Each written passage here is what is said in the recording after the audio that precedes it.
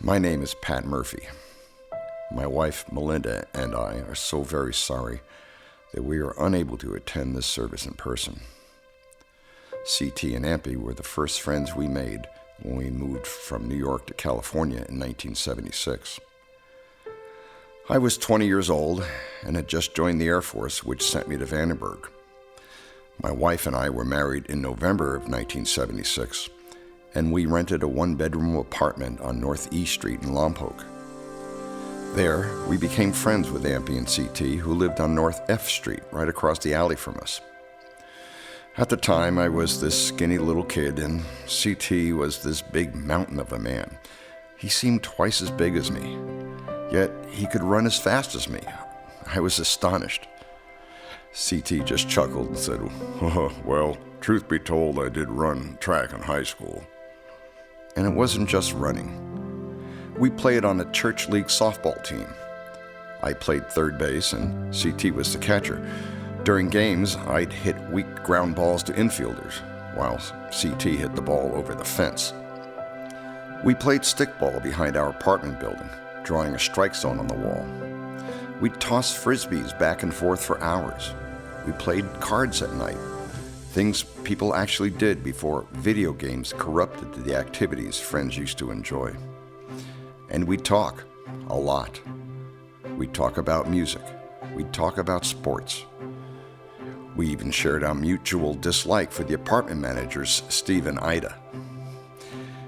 And CT could win at just about any game you could come up with. We once made a trip to Knott's Berry Farms and strolled through some of the carnival games. Shooting water pistols into clowns' mouths, throwing darts at balloons, tossing overinflated basketballs into shrunken basketball hoops. But he won every big prize the game operators had, and they forbid him from playing any more of their games. CT's arms were full of prizes, and what did he do? He gave away some of the biggest stuffed animals to young children as we passed. The only thing bigger than this mountain of a man was his heart. After Ampy and Melinda gave birth to our first children, we moved into the same apartment building as CT and Ampy.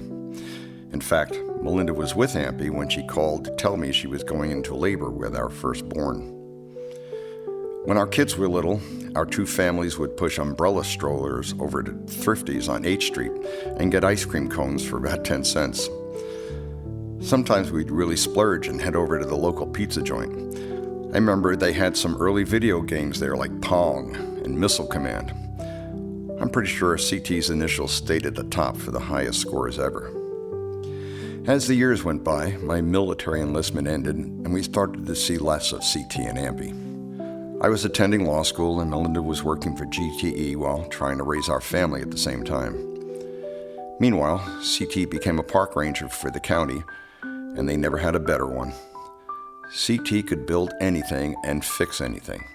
He went about his work honestly and tirelessly, and the parks to which he was assigned certainly reflected his thoughtful care and attention. And CT was the opposite of some of the folks we knew growing up in New York. He wasn't pretentious, fancy, or highfalutin. He was a simple guy with simple beliefs, who knew right from wrong, and whose faith in God and moral compass never wavered. Meanwhile, my law career had me down in Southern California, so our visits became annual at best.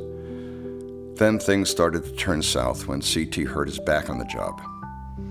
The county showed little respect or gratitude for CT's years of loyal service and just wanted him off their books.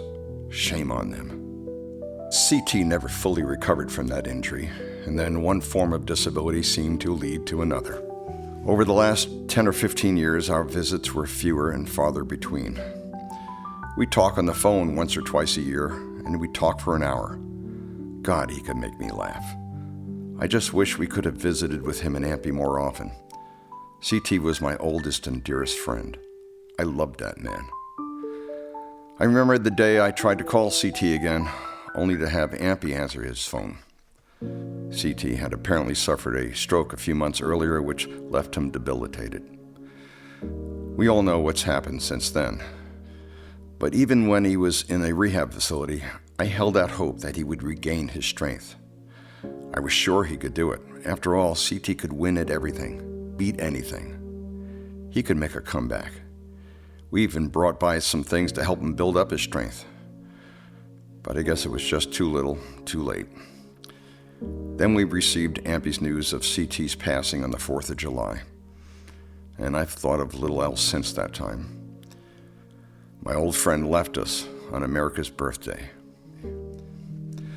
Just this week, PBS has been airing a Ken Burns documentary about Benjamin Franklin, and I was reminded that John Adams, Thomas Jefferson, and James Monroe, 3 of our first 5 presidents, all died on the 4th of July. Sadly, another great man has now joined that list. Last week, as fireworks again shot up into the sky, I thought the angels are celebrating CT's arrival in heaven. And I believe, from now on, I'll always be reminded of that, each and every 4th of July.